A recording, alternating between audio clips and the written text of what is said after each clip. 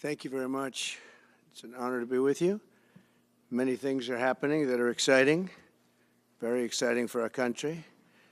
And we're honored to welcome one of the most respected business leaders in the Middle East, indeed the world. He's a founder and chairman of DAMAC Properties, Hussein Sajwani, a very respected gentleman. And I'm thrilled to announce today that DAMAC will be investing at least $20 billion over a very short period of time into the United States, and they may go double or even somewhat more than double that amount of money. It's a great thing, and I believe he will say that he's doing it because of the fact that he was very inspired by the election. They wouldn't do it without that election, I can tell you. A lot of people wouldn't. You saw last week where we have somebody who's going to go from $100 to $200 billion. And we have many other people, and we'll be bringing some of them out. Some of them like to do it somewhat more quietly, and some don't. And they feel so strongly about the country that they want to let people know about it. But it's an honor to have such a great investor investing in our country. The investment will support massive new data centers across the Midwest, the Sun Belt area, and also to keep America on the cutting edge of technology and artificial intelligence. He's very big into the data centers, and that's going to be a very hot item in the coming years, as you know, with AI. In particular, the first phase of the project will be in Texas, Arizona, Oklahoma, Louisiana, Ohio, Illinois, Michigan, and Indiana, those places. And Hussein, I'd love you to come up and say a few words. Thank you very much. Thank you. Thank you. Thank you, Mr. President. It's been amazing news for me and my family when he was elected in November. We've been waiting 4 years to increase our investments in U.S. to a very large amount of money. We are a company operating in more than 20 countries around the world. We have delivered more than 45,000 luxury units and another 45,000 in the pipeline. In data center, we are in 10 countries around the world, in Asia, Europe, and Middle East. And we're very, very excited now with his leadership and his open strategy and policy to encourage businesses to come to U.S. For the last 4 years, we've been waiting for this moment. And we're planning to invest $20 billion and even more than that if the opportunity in the market allow us. But at the moment, we're planning $20 billion in data center, catering for the AI and cloud business for the hyperscalers. Fantastic. Thank you, Mr. Great President. honor. Thank you very much. So nice. And that man knows what he's doing. He knows. So, Hussein, we're going to work with you and make sure everything goes smoothly. We have powers that haven't really been used in terms of environmental. If you invest over $1 billion in the United States, we're going to give expedited reviews to everybody because everyone's afraid they're going to come in and get caught in the quagmire, which is very prevalent in the United States, unfortunately, the quagmire of environmental and various other regulations and rules. And I made it a point of telling people if you invest $1 billion or more, and we'll do this for people with far less too, but we guarantee it. We're going to move them quickly through the environmental process. Sometimes people held up 12, 13, 14, 15 years. I saw it with plants in Louisiana where I got it approved in literally a week. They were through the review in 1 week after spending 14 and a half years trying to get it, and they were going nowhere. It was a terrible thing. So I've been a victim of that myself over the years, and I think I know all the games and all the tricks that are played, and much of it is just done to stop progress. So we're going to be helping you and everybody else that comes to the United States and wants to invest their money, that you don't get tied up for the rest of your life and you can't do anything. This commitment further underscores that many of the greatest business leaders on earth are seeing a very bright economic future for America since the election. As you know, a lot of positive things have happened. We are inheriting a difficult situation from the outgoing administration, and they're trying everything they can to make it more difficult. Inflation is continuing to rage, and interest rates are far too high. And I've been disappointed to see the Biden administration's attempt to block the reforms of the American people and that they voted for. We had a landslide election. We won every swing state. We won the popular vote by millions and millions of people. Nobody even knows how many people, millions. And they're still counting in some areas. You know, they're still counting the vote in some areas. Can you believe this? What a place. What a horrible place. One of the things we're going to do is we've got to fix the election so that we get honest counts and they get done by 10 o'clock in the evening or something thereabouts. They have places where they're still counting votes. President Biden's actions yesterday on offshore drilling, banning offshore drilling, will not stand. I will reverse it immediately. It'll be done immediately. And we will drill, baby, drill. And we're going to be drilling in a lot of other locations. And the energy costs are going to come way down. They'll be brought down to a very low level. And that's going to bring everything else down. That's what caused it to go up, along with the ridiculous spending on the Green New scam. All this money, trillions of dollars. It's like throwing it right out the window, what they're doing. And they're trying to spend so much now. They're just taking money and giving it to anybody that wants it for any project at all if it's certified under the Green New scam. And they don't work, and it's too expensive. And, you know, they told me that we're going to do everything possible to make this transition to the new administration very smooth. It's not smooth because they're doing that. They're playing with the courts, as you know. They've been playing with the courts for 4 years, probably got me more votes because I got the highest number of votes ever gotten by a Republican, by far, actually, by a lot. And, you know, we had a great election, so I guess it didn't work. But even to this day, they're playing with the courts. They have their friendly judges that like to try and make everybody happy on the Democrat side. It's called lawfare. It's called weaponization of justice, and it's happened at a level nobody's ever seen before. So many. I defeated deranged Jack Smith. He's a deranged individual. I guess he's on his way back to The Hague. And we won those cases. Those were the biggest ones. And the press made such a big deal out of them, but we did nothing wrong. We did nothing wrong on anything. And the people saw that. You know, when they vote when a Republican, it's not easy for a Republican. When the Republican wins the popular vote by millions and wins all 7 of the swing states, people said, well, he could win 4. We won all 7, and we won them by a lot. That tells you we won. That tells, and they've been watching this injustice. I call it the Injustice Department. What they've done is so bad. The whole world has watched that. And it took work, but it got me a lot of votes because when explained, I mean, we have a judge in New York who's a very crooked judge.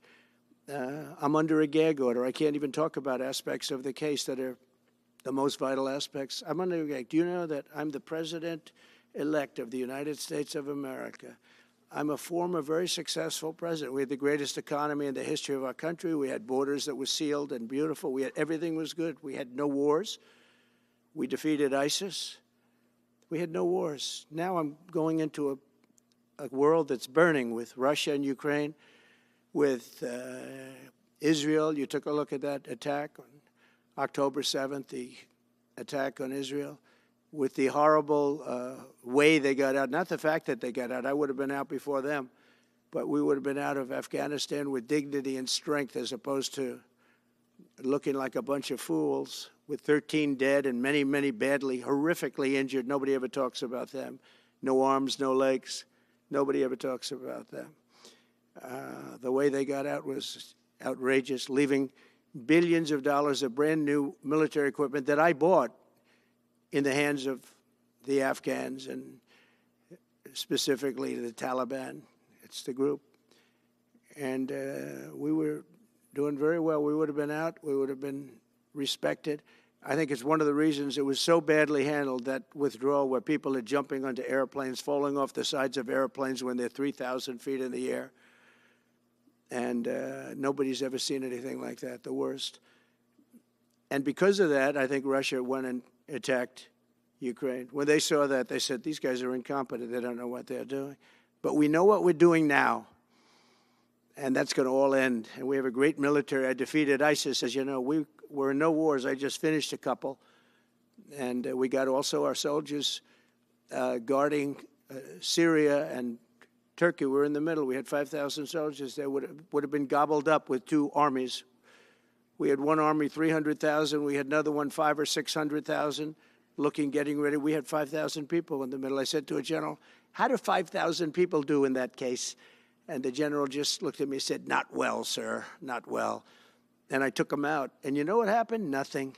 I got criticized. I saved 5,000 lives, actually. And we did a great job, and we're going to do an even better job because now we have a tremendous amount of experience. We have people that I can rely on. But the 625 million acres, people can't realize, it's like the whole ocean. Take an acre. You know, an acre, you have a house on a half an acre, on a quarter of an acre, or an acre. If you have an acre, you have a big deal. Now you multiply that by 625 million acres. It's like, feels like the whole ocean. And that's our strength, you know. People can say we manufacture, we don't manufacture. The thing we have oil and gas more than anybody in the world. We're going to have more of it, too. But they took away 625 million acres of offshore drilling. Nobody else does that. And they think they have it, but we'll put it back. I'm going to put it back on day one. I'm going to have it revoked on day one. We'll go immediately if we need to. I don't think we should have to go to the courts. But if we do have to go to the courts, you know, they try to be sneaky. They go in and they sign. Remember, this is a man that said he wants the transition to be smooth. Well, you don't do the kind of things. You don't have a judge working real hard to try and embarrass you, because I did nothing wrong. By the way, I did nothing, absolutely nothing wrong. If I did something wrong, I wouldn't be standing here right now because I've won all these cases. Nobody's ever won so many cases as I have against the Justice Department. I mean, Jack Smith had cases all over the place. People were being subpoenaed. Lives were being ruined. They were spending everything they had, money. We were helping them out. We had to. They were subpoenaing people that had no idea what they were even talking about. That's a sick group of people. And it was all to influence the election. It was all a fight against a political opponent. We've never had that in this country. We have had that in certain countries. We've had that in third-tier countries. We've had that in banana republics, but we've never had that in a place like the United States. I don't even know if it's been on a small level. I'm sure it has been on a small level, but this was the largest level ever. They brought this moron out of The Hague. He's a mean guy. He's a mean, nasty guy. His picture was perfect, because you look at his picture, you say, that's a bad guy with his robe, his purple robe. And he executes people. He shouldn't be allowed to execute people because he'll execute everybody. He's a nut job. But we won all of those cases with him. And, I mean, I don't know the judge in Florida, but we had a brilliant judge in Florida that saw right through it. And we won the case. She was a brilliant judge with great courage. You know, the left, as we call them, the radical left, they have a way, they play the ref, and they play it very hard. They play the ref. They go and say horrible things about judges and prosecutors. And some judges and prosecutors say, look, the only way I'm going to get these people off my back is to give victory to them. They're playing the ref. I think it's illegal what they do. It's almost like talking. It's worse than talking to a judge. But the judge in Florida, Judge Cannon, was brilliant and tough, and she didn't stand for it. And I don't know her. And never met her until the case, and I don't believe I said even one word to her. But she was very, very strong and very, very brilliant. And her opinion was so brilliant that they dropped their appeal. They couldn't beat the appeal. So that's what we're up against. So they say we're going to have a smooth transition. All they do is talk. It's all talk. Everything they do is talk. We're going to have a smooth transition. And then they take 625 million acres and they essentially landmark it so you can't ever drill there again. Well, we're going to be drilling soon. We're going to be opening up Anwar. We're going to be doing all sorts of things that nobody ever thought was even possible. But remember and just to get off the subject, because I couldn't believe it when I heard it yesterday. I couldn't believe the size of it. I mean, you put down a map and put this up, it's just massive. And remember that that's worth probably, I mean, I've had estimates, 40 to 50 trillion dollars. That's more than our national debt. Essentially, he's thrown it away. He's thrown it away. He's taken $50 trillion. So if we owe $35 trillion, he's taken $50 trillion of value and thrown it right out the window. We can't do that. Nobody can do that. One other thing he did yesterday, which was in many ways worse, it's hard to believe it can be worse. He wants all gas heaters out of your homes and apartments. He wants them to be replaced by essentially electric heaters. I don't know what it is with electric. This guy loves electric. We're going to be ending the electric car mandate quickly, by the way. This guy loves electric. And we don't have enough electricity. And then we have AI where we need more. And he wants everybody to have an electric heater instead of a gas heater. Gas heater is much less expensive. The heat is much better. It's a much better heat.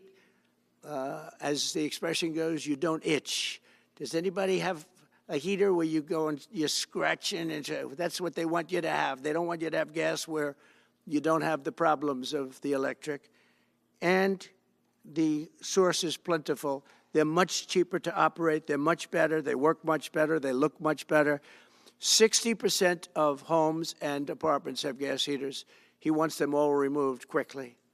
These people are crazy. There's something wrong with them. There's something wrong with them. They also want to go back, and they have already started that, to when you buy a faucet, no water comes out because they want to preserve. Even in areas that have so much water, you don't know what to do. It's called rain. It comes down from heaven. And they want to do, no water comes out of the shower. It goes drip, drip, drip. So what happens, you're in the shower 10 times as long, you know. No water comes out of the faucet. You want to wash your hands. They want to go back to even stronger than what they have right now. As you know, I ended that policy. You can have all the water you want. It makes no difference. It comes weird, especially in certain areas. We have so much water, we don't know what to do with it. But these are all things. They want very, very little water to go into your dishwasher, almost none. And you know what people do? They just keep pressing, keep it going. They end up using more water. Likewise, washing machines. They want in your washing machine to have very little water coming out of the washing machine. So when you wash your clothing, you have to wash it 4 times instead of once.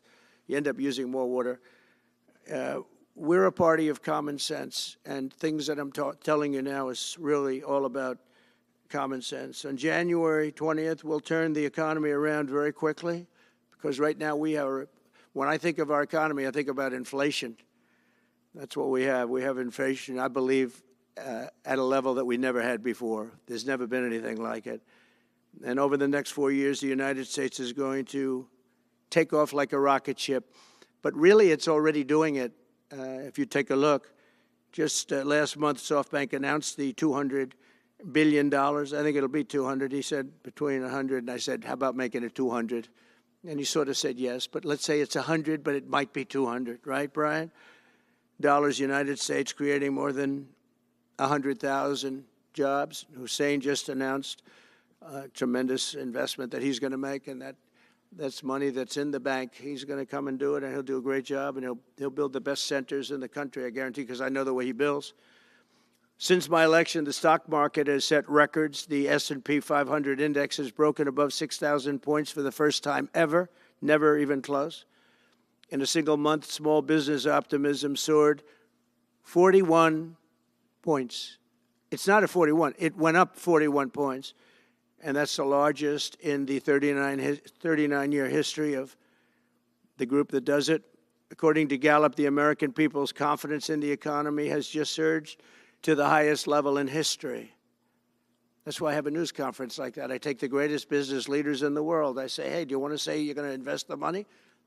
They're not looking for news conferences. They're saying, what am I doing here? They go in and they invest money, but it's good to know where the smartest business people in the world are investing, and they're investing in the United States.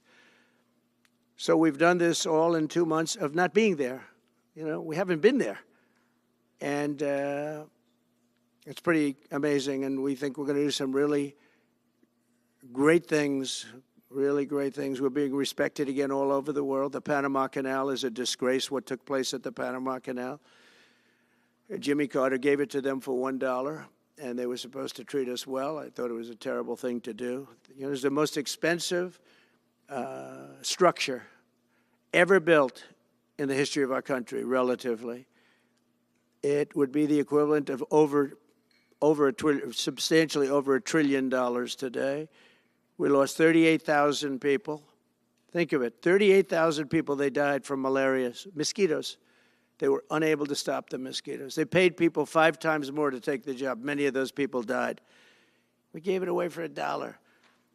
But the deal was that, you know, they have to treat us fairly. They don't treat us fairly. They charge more for our ships than they charge for ships of other countries.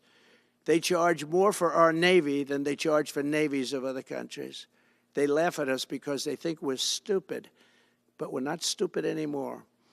So the Panama Canal is under discussion with them right now. They violated every aspect of the agreement, and they morally violated it also. And they want our help because it's leaking and not in good repair. And they want us to give $3 billion to help fix it. I said, well, why don't you get the money from China? Because China's basically taken it over. China's at both ends of the Panama Canal. China's running the Panama Canal. And they come to see this Biden, this guy who should never have been allowed even to run for president. Of course, she shouldn't have either, because that never happened. I had to be 2 people, not 1. But they want $3 billion to fix the Panama Canal that's run by China and makes a lot of money, China. One of the most profitable structures ever built, because you have ships lined up back to Florida, frankly, and they just keep going through, and the numbers are staggering, $500,000 to $1 million a ship. And they took it away from us, meaning we gave it to them for $1. But not going to happen. What they've done to us, they've overcharged our ships, overcharged our Navy. And then when they need repair money, they come to the United States to put it up. We get nothing. Those days are over. Working with the Republican majorities in Congress, we'll cut taxes, slash regulations, raise wages, and boost incomes at a pace the world has not seen before, and certainly not from our country. We had a big chunk of it for the first 3 years prior to COVID coming in my administration. We had the greatest economy in history. We cut the most regulations in the history of our country, and I did that all in 4 years, by 4 times more than any other president cut. We did that in 4 years, and we were just getting started. We'll impose new tariffs so that the products on our stores will once again be stamped with those beautiful words, made in the USA. And we are not treated well, as you know, by Canada. Canada is subsidized to the tune of about $200 billion a year, plus other things. They don't essentially have a military. They have a very small military. They rely on our military. It's all fine, but, you know, they got to pay for that. It's very unfair. I have so many great friends. One of them is the great one, Wayne Gretzky. I said, run for prime minister. You'll win it'll take 2 seconds. But he said, well, am I going to run for prime minister or governor? You tell me. I said, I don't know. Let's make it governor. I like it better. But no, something's going to have to be done. Same thing with Mexico. We have a massive deficit with Mexico, and we help Mexico a lot. They're essentially run by the cartels, and can't let that happen. Mexico's really in trouble, a lot of trouble. Very dangerous place. And we're going to be announcing at a future date pretty soon. We're going to change, because we do most of the work there, and it's ours. We're going to be changing, sort of the opposite of Biden, where he's closing everything up, essentially getting rid of $50 to $60 trillion worth of assets. We're going to be changing the name of the Gulf of Mexico to the Gulf of America, which has a beautiful ring that covers a lot of territory. The Gulf of America, what a beautiful name. And it's appropriate. It's appropriate. And Mexico has to stop allowing millions of people to pour into our country. They can stop them. And we're going to put very serious tariffs on Mexico and Canada, because Canada, they come through Canada too, and the drugs that are coming through are at record numbers, record numbers. So we're going to make up for that by putting tariffs on Mexico and Canada, substantial tariffs. And we want to get along with everybody, but, you know, they have to, it takes two to tango. We're approaching the dawn of America's golden age. It's going to be a golden age for America. We have things that nobody else has. We have more natural resources. We have, number one, nobody knew that until I came along. I made us number one. We were number three. I made us number one in a very short period of time in drilling. And, you know, you can talk about windmills. They litter our country. They're littered all over our country like dropping paper, like dropping garbage in a field, and that's what happens to them, because in a period of time they turn to garbage. Most expensive energy ever. They only work if you get subsidy. The only people that want them are the people that are getting rich off windmills, getting massive subsidies from the U.S. government, and it's the most expensive energy there is. It's many, many times more expensive than clean natural gas. So we're going to try and have a policy where no windmills are being built. You know, off the coast of New Jersey, they want to build like 200 windmills. The people are going crazy. Nobody wants them, and they're very expensive. They don't work without subsidy. You don't want energy that needs subsidy. Energy is a good business. You don't need subsidy. But when you build these massive towers, I mean, they're 25 stories tall, 40 stories. They have one 70 stories tall. The blades, they take 3 ships to ship them. It's crazy. They're dangerous. You see what's happening up in the Massachusetts area with the whales, where they had 2 whales wash ashore in, I think, a 17-year period, and now they had 14 this season. The windmills are driving the whales crazy, obviously. And they had actually over, I think, 125 or something over a number of years. And we don't want that to happen. It's a disaster it's amazing the way a true environmentalist would say, oh, we love wind. It sounds good, but that's about where it ends. You know, after 10 years, you have to redo them. And what happens is they don't do that. They let them stand and they rust, and they say, because of the environment, I'm not a believer in this, but they say you can't, because it's a certain fiberglass, that the blades cannot be buried in earth, that's an environment. So what do you do with them? What do you do with them? And I don't know if you've ever gone to Palm Springs, California, or any of these places where you have long-term windmills standing. They're a disaster. They're rusting, rotting, closed, falling down. This is as you enter Palm Springs. And they put new ones next to them because nobody wants to take them down, because why should they take them down? It's very expensive to take them down. And you can't do anything with them because the blades, you can't bury them because of the environmental protection. We'll look at that. Doesn't make sense, but that's what they say. So we are at the beginning of a great, beautiful golden age of business. And I think we're also at a golden age of common sense, because everything I'm saying to you, from a simple water faucet that doesn't allow water to come out appropriately, to all of the other elements of what we do and what we're going to do, to take $50 to $60 trillion off our country's balance sheet because some man that has no idea what he's doing, he has no idea. You know it, I know it, the Democrats know it. What they did is a crime by allowing that to happen. And I'll bet you, if you asked him today, how much acreage did you submit? Essentially, did you destroy? You destroyed the economic viability of drilling in the ocean. And with AI coming along and all, you know, a lot of people don't realize that AI is going to be a big thing, but you'll need double the electricity at least that we have right now. So right now we produce electricity for many, many different things. AI is a very big deal in terms of the future. China is already building electric facilities, big, bold electric facilities. And you know how they're being fired up? With coal. They're being fired up with coal. And we're going to build bigger and better ones. People like Hussein that are doing the same thing as he is. I'll bet they don't do it as well because I know how he does it, but they're doing A lot of things, the problem is they can't get their permits because I say build the plant with the building. So with the structure, build the plant, because if you go into grid, the grids are old. So they said, that's a great idea. In other words, build your electric facility alongside of your plant.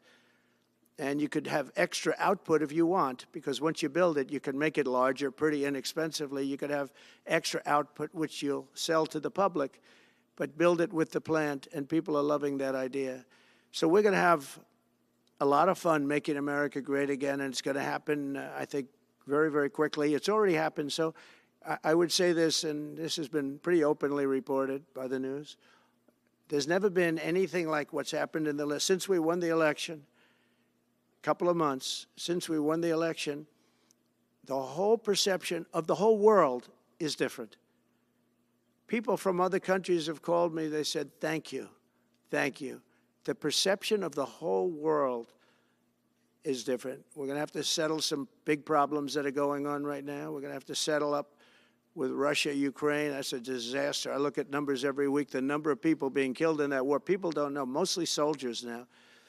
But the towns have been obliterated. This was a Biden fiasco that that should have never happened. If we had a real president, if we had a president that knew what he was doing, Russia would have never, ever gone in. But they did go in, and we have a mess. The cities are all blown up. The people have largely left. And the soldiers are killing each other at levels that haven't been seen since the Second World War. So we'll have to get that one straightened out, too. That's a tough one. Much tougher than it would have been before it started, I can tell you that. A deal could have been made just by an average deal maker. Deal could have been made on that. So thank you all for coming. We'll take a couple of questions. Yeah. Go ahead, please. President, thank you. Wanted to touch on the world on fire that you mentioned, but let's start, if we could, with your references to Greenland and the Panama Canal, so forth. Can you assure the world that as you try to get control of these areas, you are not going to use military or economic coercion? No. And can you tell us a little bit about what your plan is? Are you going to negotiate a new treaty? Are you going to ask the Canadians to hold a vote? What is the strategy? Yeah, I can't assure you, you're talking about Panama and Greenland. No, I can't assure you on either of those two. But I can say this, we need them for economic security. The Panama Canal was built for our military. I'm not going to commit to that now. It might be that you'll have to do something. Look, the Panama Canal is vital to our country. It's being operated by China. China. And we gave the Panama Canal to Panama. We didn't give it to China. And they've abused it. They've abused that gift. It should have never been made, by the way. Giving the Panama Canal is why Jimmy Carter lost the election, in my opinion, more so maybe than the hostages. The hostages were a big deal. But if you remember, and nobody wants to talk about the Panama Canal now because, you know, it's inappropriate, I guess, but because it's a bad part of the Carter legacy. But he was a good man. Look, he was a good man. I knew him a little bit, and he was a very fine person, but that was a big mistake. Giving the Panama Canal to Panama was a very big mistake. We lost 38,000 people. It cost us the equivalent of $1 trillion, maybe more than that. Probably the most expensive, they say it was the most expensive structure, if we call it a structure, which I guess you can, ever built. And giving that away was a horrible thing. And I believe that's why Jimmy Carter lost the election, even more so than the hostages. Those two things. If I could just follow up on Ukraine and Iran, the two negotiations you'll be heading into. On Ukraine, you said just before it's a lot more complicated now. Much more complicated. Do you believe... Because it would have never started. Right, but it has started. Well, not only started, the cities are largely knocked down. So you've got what you've got. At this point, to hold on to leverage in dealing with President Putin, would you make a commitment to the Ukrainians that you will keep supporting them during the negotiations? Well, I wouldn't tell you if that were the case. Would you make a commitment to provide a security guarantee if they do enter into an armistice or a ceasefire along the lines that the French and the Germans? So, you know, a big part of the problem was Russia for many, many years, long before Putin said you could never have NATO involved with Ukraine. Now, they've said that. That's been like written in stone. And somewhere along the line, Biden said, no, they should be able to join NATO. Well, then Russia has somebody right on their doorstep, and I could understand their feeling about that. But there were a lot of mistakes made in that negotiation. And when I heard the way that Biden was negotiating, I said, you're going to end up in a war. And it turned out to be a very bad war. And it could escalate. That war could escalate to be much worse than it is right now. They can never join NATO.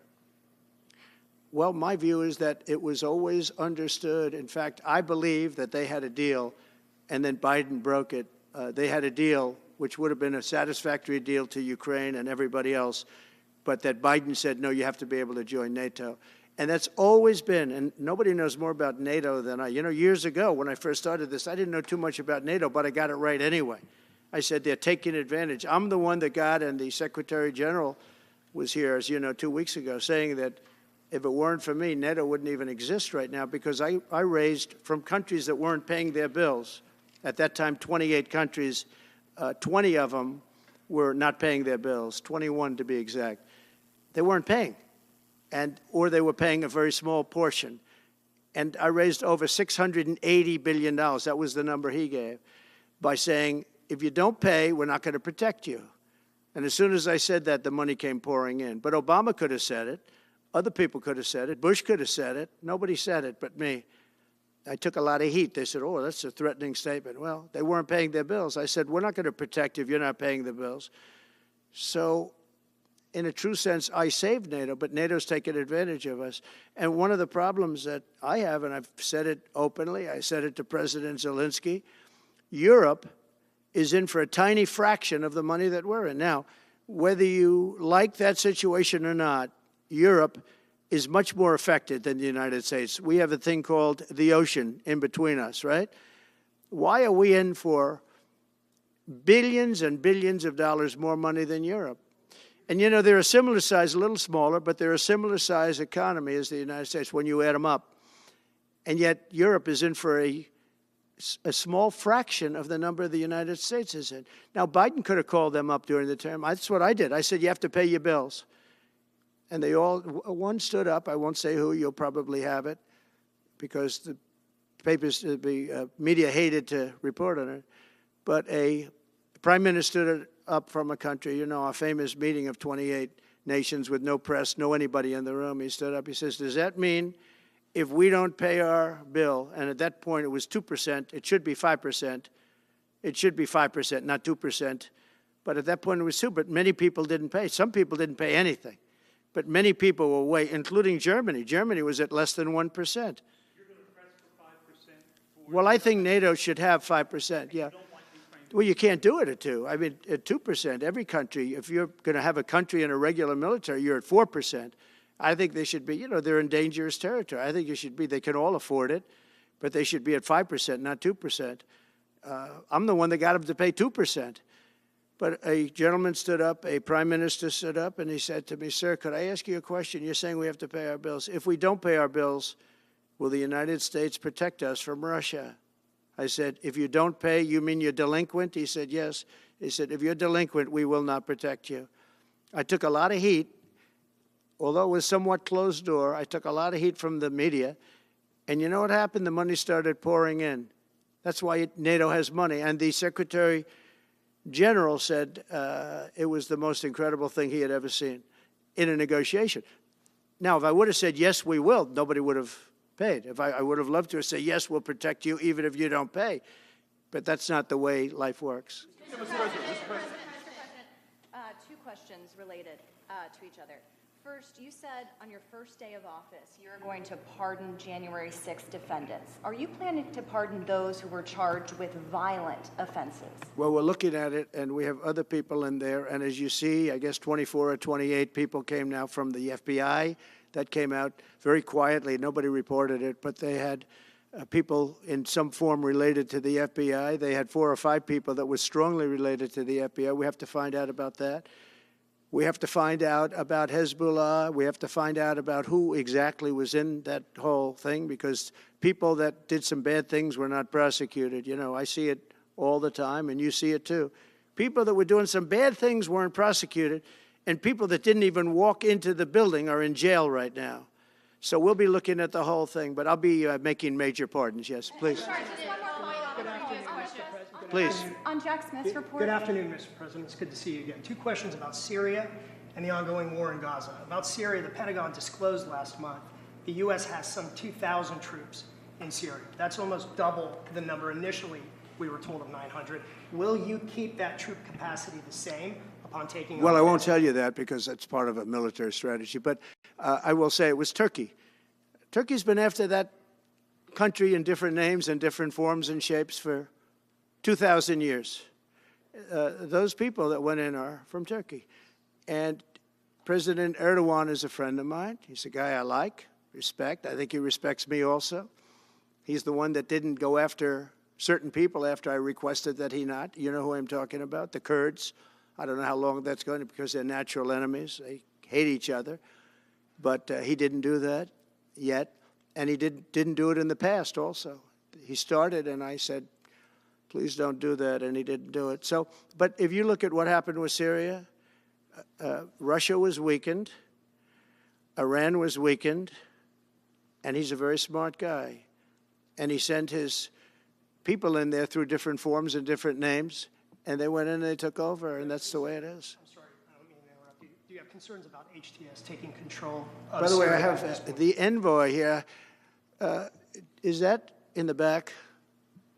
Standing with my son, Eric, is Steve Witkoff, who's just got back from the Middle East, and he's done a fantastic job. He's a great deal maker.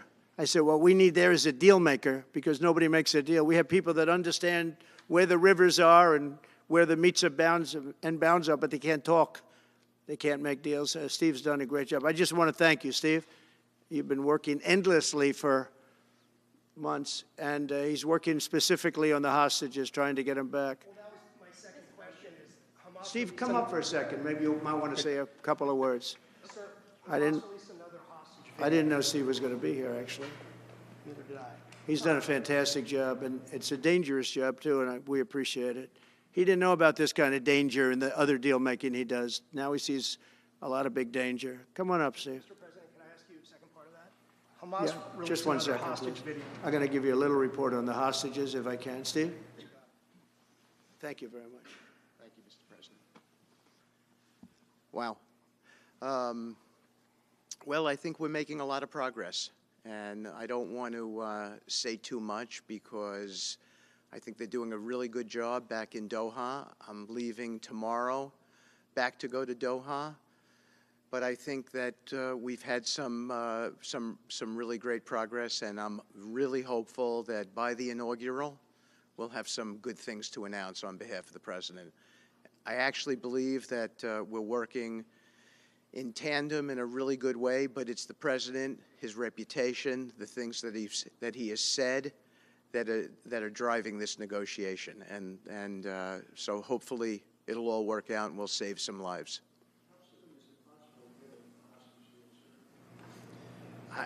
I believe we've been on the verge of it. I don't want to discuss sort of what's delayed it. There's no point to be negative in any way. But I think it's the President, his stature, what he said he expects, the red lines he's put out there, that's driving this negotiation. I'm going back probably either this evening or tomorrow night. Are you confident there'll be a deal before January 20th, or is that something that's likely to happen, if there's a deal even at all? And we've been hearing this now for the better part of... I know. since October 7th. I would say... They better be. Right. I would say that the President is exasperated. I don't want to talk for him, but look, I don't know anyone who delegates better than President Trump. He gives us a lot of authority to speak on his behalf, and he exhorts us to speak emphatically. And emphatically means you better get it, you better do this, because the alternative... Do you think they're waiting for President Trump to take office? No, I think they heard him loud and clear. Better get done by the inaugural. But when you say all hell will Before be I paid, take that all hell must be paid if they don't release the You know what that hostages. means, don't you? Well- Do I have to define it for you? Look, No, all I know hell you're not will gonna break out. telegraph If what- those hostages aren't back, I don't want to hurt your negotiation. if they're not back by the time I get into office, all hell will break out in the Middle East. And it will not be good for Hamas, and it will not be good, frankly, for anyone. All hell will break out. I don't have to say anymore, but that's what it is. And they should have given them back a long time. They should have never taken them. There should have never been the attack of October 7th. People forget that. But there was, and many people are killed. They're no longer hostages. I have people from Israel and others calling, begging me to get, we had also people there from the United States, just so you know. They're holding some so-called hostages from the U.S. But I've had mothers come to me and fathers crying, can I get the body of their son back? Can I get the body of their daughter back? That beautiful girl where they threw her in the car, pulled her by her ponytail and threw her in the car like she was a sack of potatoes. I said, what happened to her? Sir, she's dead. Like a 19, 20-year-old beautiful girl. And the way they treated her. And I just say it this very simply. Steve's got a job to do. He's a great guy, great negotiator, great person. They respect him over there already. It's what we needed over there. We have people that know everything about the Middle East, but they can't speak properly. They don't know. He's a great negotiator. That's what I needed. I could have sent that gentleman right over there, Hussein. He's a great negotiator. There are people, they're rare. Great negotiators are very rare, like a great surgeon. But we have the right person. But I tell this, I don't want to hurt the negotiation. If the deal isn't done before I take office, which is now going to be 2 weeks, all hell will break out in the Middle East. Okay? Thank you, Mr. President. You've done a great job. Thank you. Mr. President, more than 140 police officers were injured by rioters on January 6th. Will you pardon anyone who attacked a police officer? Well, the only one that was killed was a beautiful young lady named Ashley Babbitt. She was killed, and there was actually somebody else that was killed, also a MAGA person, but people don't give it 100% credibility. I'm going to find out about it, and we're going to find out. But Ashley Babbitt was killed. She was shot. She had never been shot. She was shot for no reason whatsoever. In fact, they say that she was trying to hold back the crowd, and the crowd was made up of a lot of different people, so we'll see. But I will tell you this, the person that was killed was Ashley Babbitt. The other thing is, when they talk, there was never charges of insurrection or anything like that.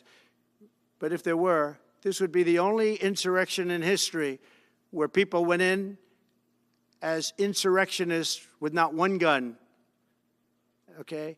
And let me tell you, the people that you're talking about have a lot of guns in their home for hunting and for shooting and for entertainment, a lot of good reasons. But there wasn't one gun that they found.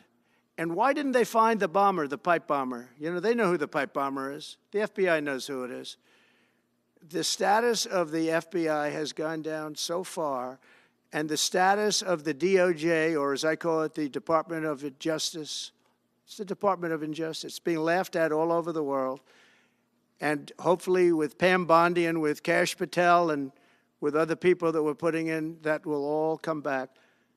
If you do a poll in the FBI, I guarantee I'm at like 90% with the agents of the FBI, but they have hurt that incredible place. Law enforcement, you think of the FBI, they raided this house.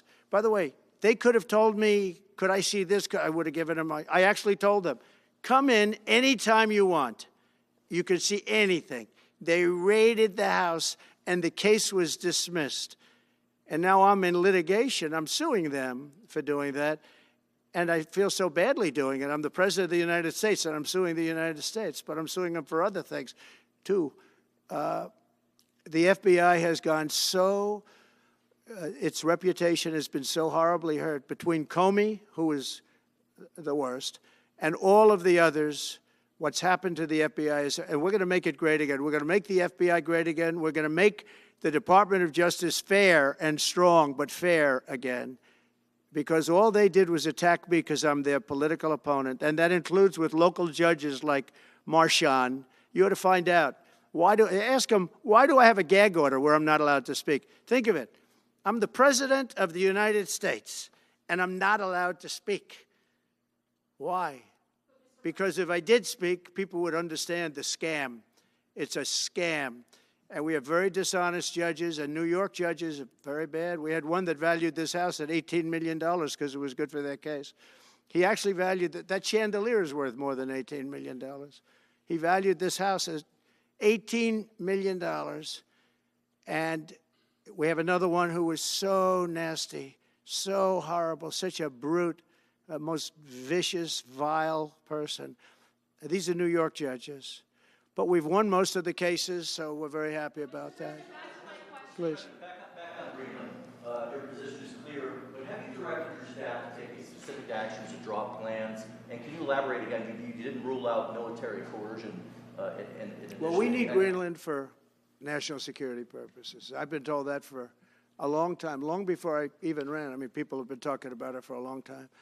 You have approximately 45,000 people there. People really don't even know if Denmark has any legal right to it. But if they do, they should give it up because we need it for national security. That's for the free world. I'm talking about protecting the free world. You look at, you don't even need binoculars. You look outside, you have China ships all over the place. You have Russian ships all over the place. We're not letting that happen. We're not letting it happen. And if Denmark wants to get to a conclusion, but nobody knows if they even have any right, title, or interest. The people are going to probably vote for independence or to come into the United States. But if they did do that, then I would tariff Denmark at a very high level. Have you asked your staff to draw plans for acquisition? I mean, are you actively No, we're pursuing not at that stage, but we have people. I haven't even entered office yet. Secondly, sir, Elon Musk has drawn some criticism and a lot of attention for some of his actions and provocative statements about foreign affairs, including in Europe. Your reaction to that, is that appropriate for... You mean where he likes people that tended to be conservative? I don't know the people. I can say Elon's doing a good job, very smart guy. I don't know the people you're talking about. He was, I know he said some negative things about a couple of people that are running for office, but that's not so unusual. Yes, please. I wanted to ask you about Ukraine and Putin. How soon do you anticipate going to meet with Putin to discuss the Ukraine situation? Well, I can't tell you that, but I know that Putin would like to meet. I don't think it's appropriate that I meet until after the 20th, which I hate, because, every day people are being, many, many young people are being killed, soldiers. The land is very flat, and hundreds of thousands of soldiers from many hundreds of thousands from each side are dead, and they're laying in fields all over the place. Nobody to even collect. There's landmines all over. It's a disaster. But it's very flat. It's great. It's farmland, and it's very, very flat. And the only thing that stops a bullet is the human body. And the human body is stopping a lot of bullets. Within the I hope first so. 3 to 6 months? I hope to have 6 months. No, I hope long before 6 months. Look, Russia's losing a lot of young people, and so is Ukraine.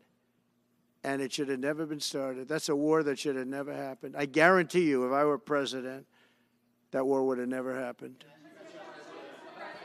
Who would you like to nominate to replace Michael Barr as vice chair of the board? I'll be announcing somebody. Mr. President, if we were to work under the assumption that you're serious about making Canada 51st state of the United States, the leader of the Conservative Party in Canada said, under no circumstance will it ever be the 51st state. Maybe he won't win, but maybe he will. I don't care. You had suggested that Listen, I don't care what he says. But, Sir, real fast, you said you were considering military force to acquire Panama and Greenland. Are you also considering military force to annex and acquire Canada? No, economic force, because Canada and the United States, that would really be something. You get rid of that artificially drawn line, and you take a look at what that looks like, and it would also be much better for national security. Don't forget, we basically protect Canada. But here's the problem with Canada. So many friends up there. I love the Canadian people. They're great. But we're spending hundreds of billions a year to protect it. We're spending hundreds of billions a year to take care of Canada. We lose in trade deficits. We're losing massive. We don't need their cars. They make 20% of our cars. We don't need that. I'd rather make them in Detroit. We don't need the cars. We don't need their lumber. We have massive fields of lumber. We don't need their lumber. We have to unrestrict them because stupid people put, restrictions on, but I can do that with an executive order. We don't need anything they have. We don't need their dairy products. We have more than they have. We don't need anything. So why are we losing $200 billion a year and more to protect Canada? And I said that to, as I called him, Governor Trudeau. I said, listen, what would happen if we didn't subsidize you, if we didn't, because we give them a lot of money. We help them. As an example, we're buying icebreakers, and Canada wants to join us in the buying of icebreakers. I said, we don't really want to have a partner in the buying of icebreakers. We don't need a partner. But no right. Nope, no right. Here's what we have. We have a right not to help them with their financial difficulties because we owe $36 trillion too. We're going to start knocking it out pretty fast, but we're going to be able to do it because of energy and other things. But no right. No right. But why are we supporting a country, $200 billion plus a year? Our military is at their disposal. All of these other things, they should be a state. That's why I told Trudeau when he came down, I said, what would happen if we didn't do it? He said Canada would dissolve. Canada wouldn't be able to function if we didn't take their 20% of our car market. They send us hundreds of thousands of cars. They make a lot of money with that. They send us a lot of other things that we don't need. We don't need their cars, and we don't need the other products. We don't need their milk. We got a lot of milk. We got a lot of everything, and we don't need any of it. So I said to him, well, why are we doing it? He said, I don't really know. He was unable to answer the question, but I can answer it. We're doing it because of habit, and we're doing it because we like our neighbors, and we've been good neighbors, but we can't do it forever, and it's a tremendous amount of money. And why should we have a $200 billion deficit and add on to that many, many other things that we give them in terms of subsidy? And I said, that's okay to have if you're a state. But if you're another country, we don't want to have it. We're not going to have it with European Union either. European Union, we have a trade deficit of $350 billion. They don't take our cars. They don't take our farm product. They don't take anything. And so we're not going to have it with them either. Brian, go ahead. Yes. Happy New Year, by the way. Thank you. We have some breaking news. You may not be aware of this, but it looks like Canada has blocked the DOJ from releasing the Smith's report until further court proceedings. Get your thoughts on that. Wow, that's a big story. Yeah. So if I get it right, the fake witch hunt started by the DOJ having to do with books and records, and Biden had many more, and he wasn't protected by the Presidential Records Act, I was. But all of that fake stuff that took the lives of people, I mean, literally destroyed people. People are destroyed because of what they did, destroyed. But we got to be president. But Biden did it for 40 years. He did it when he was a senator. That was illegal. And they ruled it was illegal. How about that? They said, it's illegal, but he's unfit to stand trial. So he can stand and be president of the United States, but the prosecutor found that he's unfit for trial. I was going to use that as a major talking point, but I never got to use it because all of a sudden I had a new candidate who was also sort of unfit to stand trial, right?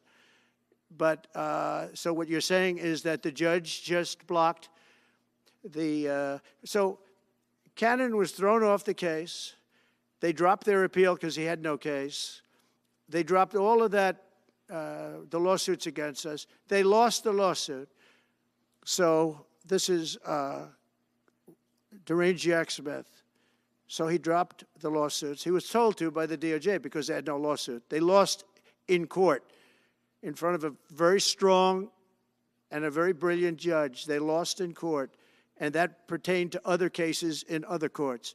So he wanted to do a report just before I take office, probably. So he'll do like a 500-page report, and it'll be a fake report just like the investigation was a fake investigation. And I said, well, wait a minute. This guy was thrown off in disgrace. In disgrace. He's going back to The Hague or wherever they're going to send him. In disgrace. Because he failed so badly. Because it was a fake case against a political opponent. They thought they were going to use this to beat me. So what you're saying is, and I'm just hearing that They're not allowed to issue the report. So if they're not allowed to issue the report, that's the way it should be. Because he was thrown off the case in disgrace. Why should he be allowed to write a fake report? It'll only be a fake report. That's great news. Yeah. Good. And if I can just follow up real quickly, you want to comment, many Americans are angry that we're sending millions of dollars every month to the Taliban. Do you anticipate? It's not even believable. Billions of dollars, not millions, billions. We pay billions of dollars to essentially the Taliban, Afghanistan. And that's given by Biden. That's the same man that took away $50 to $60 trillion worth of value from the United States. Think of it. Probably our most valuable asset. Took away our most valuable asset. This can't be allowed to happen. We are now a nation of common sense. When he does that, 625 million acres, this can't be allowed to happen. Thank you for the information. Yes, sir. Most other people probably knew about it, but they wouldn't have told me, right? Mr. President, on the campaign trail, you vowed to bring down the prices at grocery stores very fast. Yeah, we will do it fast. But then you recently told Time Magazine that bringing down prices would be very hard. So what can the American people expect when you get into office? It's always hard to bring down prices when somebody else has screwed something up like they did, but we'll bring them down, we'll get them down. Energy is going to bring down prices. We're going to have a lot of energy, and energy is what brought it up. Energy and their bad spending is what brought it up, and energy is going to bring it down. We're going to have prices down. I think you're going to see some pretty drastic price reductions. As an example, food, bacon, ham, apples, everything has gone through the roof. It's one of the reasons I won. So as you know, I said it, inflation was one of the reasons I won, but I think the biggest reason I won was the fact that they are allowing prisoners to come into our country. They released their prisoners, their murderers. Thousands of murderers are now walking around the streets of our cities and farmland all over. Murders, people that have killed. Many, 32% have killed more than one person. They released them from their jails, their prisons, and their mental institutions and insane asylums into our country. I believe that's the reason we got such a large vote. All right, maybe one or two more questions? Yeah, please, go ahead. Go ahead, you go. Sir, can you, President Carter is laying in state today in Washington. You had some harsh words for him about the Panama Canal. Is there any disconnect there? Do you feel a little bit bad about doing that on this day? No, I liked him as a man. I disagreed with his policy. So, hey, he thought giving away the Panama Canal was a good thing. I think it cost him the election. That and the hostages. I actually think that was a bigger factor because that's a deal that just should not have been made. But, again, this was a question that was asked of me. I didn't bring it up. I didn't want to bring up the Panama Canal because of Jimmy Carter's death. But people don't bring it up. But you know, you and other people have asked me about it. No, it's a deal that I was very strongly against. I was a young guy when this took place, but just why would we spend all of that money, lose 38,000 people to malaria, the mosquito? They were dying. It was horrible what was happening. They paid them 4 times more than they would make in the United States, but they knew they were going to go over there and die. And they died in the jungles of malaria. There was nothing we could do to stop it. 38,000. And then we gave it away for $1. Without getting their agenda through Congress, you appeared to open the door in your radio interview yesterday for a 2-bill approach. Is it still your preference for one big, beautiful bill, as you have said? Well, I like one big, beautiful bill, and I always have, I always will. But if 2 is more certain, it does go a little bit quicker because you can do the immigration stuff early. Now, you have to understand, for immigration and for the wall, we won the case on the wall. You know, they tried to sell the wall for 5 cents on the dollar, by the way.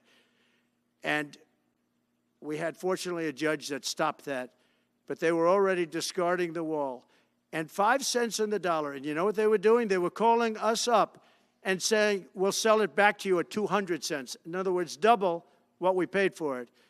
So they were going to buy it from this guy for 5 cents on the dollar. They were making deals. And fortunately, we had a very smart judge that stopped it cold. I think he called for an investigation, too, and he should. But think of it. They were selling the wall that was exactly the wall that the Border Patrol wanted. That was designed by them.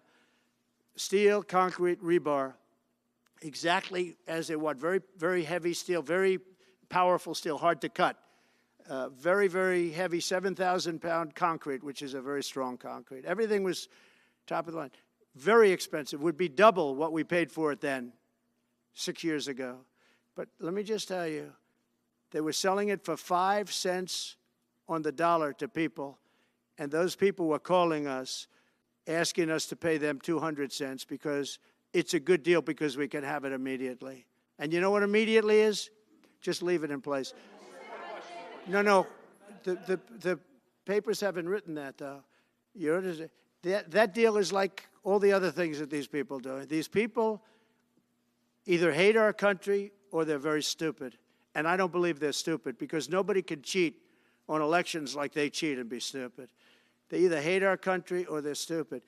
So remember what I said because nobody wants to report it. They were selling the wall for 5 cents on the dollar and trying to resell it back to us for 200 cents or less, but for 200 cents on the dollar. That's a nice return. They announced that it will stop putting fact checks on posts on its website. And Meta said today it would stop putting fact checks on its website and instead allow community to fact check. Well, I watched their news conference, and I thought it was a very good news conference. I think they've come a long way. Meta, Facebook. I think they've come a long way. I watched it. The man was very impressive. I watched it. Actually, I watched it on Fox. I'm not allowed to say that. Say it? Do you think he's directly responding to the threats that you have made to him in the past? With Probably. Yeah, probably. The last time you were here, you were asked a question about the U.S. possibly launching a preemptive strike on Iran. You said you wouldn't answer that question. On who? Obviously, on Iran. The U.S. launching a preemptive strike on Iran's nuclear facilities. And I said, I don't talk about it. It's a military strategy. But it is a legitimate question. It's not really, because only a stupid person would answer it. Look, it's a military strategy, and I'm not answering your questions on military strategy. All right, one more. Brian, go ahead. Brian. Could you give us a preview of what you might be talking to leaders of Congress who are expected to come here in the next couple of days? And you've got a very supportive Congress behind you. Yeah, they're great. So we have a wonderful Republican Congress. We have a leader that I have a lot of confidence in. I think he's going to be, hopefully, a great leader, a great speaker. And we have a leader, by the way, in the Senate I think has been great. John Thune has been doing a fantastic job. But it goes through the House first. And the question is whether or not we do the 2 bills or 1 bill. And, look, I can live either way. I like the idea of the one big bill, but I can live either way. But they'll be coming down. The senators also will be coming down. And then ultimately we'll be meeting in the White House in a few weeks. But right now this is the winter season. They sort of call this the winter White House. It was built, I don't know if you know this, Marjorie Meriwether Post and E.F. Hutton built this. It was the greatest of all the estates in our country. And I saved it, and I got a lot of credit for saving it. Most of these big, great houses have been knocked down in Palm Beach, just about all of them, actually. And they, you'd build 10 mansions on one site, but we saved it. But this was built as the Southern White House, and she gave it to the government. And, by the way, Jimmy Carter gave it back. He said it's too expensive for the United States. So I didn't realize that. Real quick, I was just told. Actually, Jimmy Carter, Nixon was through Watergate. He came down. Nixon came here once, and he thought it was incredible. But he had a thing called Watergate, if anybody remembers that.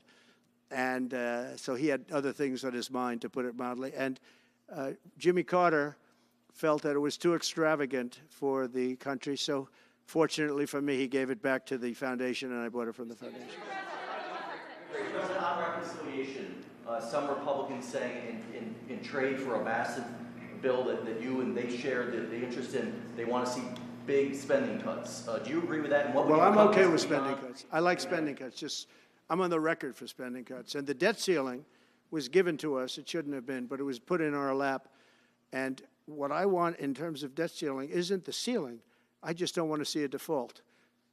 That's all I want. I never talked about spending more money necessarily than all I want to see is no default, because nobody knows what would happen if there was a default. It could be 1929 and it could be nothing. But that was put into our lap, and it shouldn't have been, but it was, and so we'll handle it. But debt ceiling is not about raising a lot of money. It's really just about extending it. I just want to see an extension. On immigration, sir, on immigration, How much can you do by executive order, are you planning to do on executive order when it comes to immigration? And how much do you want Congress to tackle this issue? And also on day one, Well, I had the what safest executive border orders are in the you history of our planning? country by far. You remember the famous chart that I brought down. I love that chart very much for a lot of reasons. But I have the safest border by far in the history of our country. And when I took it over, it was a mess. Nothing like it is now. This is 10 times worse. I got elected because of the border the first time, and I think I got elected largely because of the border the third time. And the second time I did equally well. Well, not as well as the last time, but I did very well. And I will say, this was too big to rig. You know the expression? Too big to rig. They couldn't do it. They tried, but they couldn't do it. I didn't get very much from Congress at all. I just said that we're being invaded, and I took the money out of the military. Much of the wall, I built over 500 miles of wall. Much of that wall was built through money that I put into the military. We took it out because we couldn't get things from Congress in those days, and we took it out. And that wall was built largely with money coming from the military. So, very simple. I went to the military, I said, our country is being invaded by very similar, nothing like what's invading our country now. They weren't releasing prisons into our country, and they weren't releasing mental institutions in, but some bad dudes were coming in, right? And I said, our country is being invaded. And I took that money largely from the military. I was sued 9 times by the Democrats in Congress, and I won all those suits. And we ended up building 571 miles of wall. Once that wall was built, they start going around it. So we're going to add another 200. That would have been up in 3 weeks. And then we had a very unfortunate election result. And they said, we don't want to put it up. We'll sell it. And they started selling it for 5 cents on the dollar. What a second. So we'll do this again. I just want to thank everybody very much. I'm just telling you, this will be the golden age of America. This is the golden age of America. We're going to have a great country again.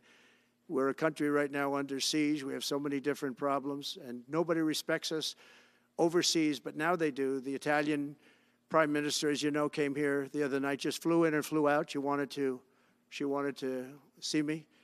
And great respect is being shown when I went to the cathedral in France. Great respect was shown by the prime minister, the president, by everybody. France was, and by the way, I have to say they did a great job in the cathedral. But great respect is being shown to our country again, and we have a great country, but we have to run it properly. It's going to be run properly. We want to get back those hostages for Israel and for us. You know, we do have people that are hostages being held. And I'll just say it again. If this deal's not done with the people representing our nation, by the time I get to office, all hell is going to break out. Thank you very much.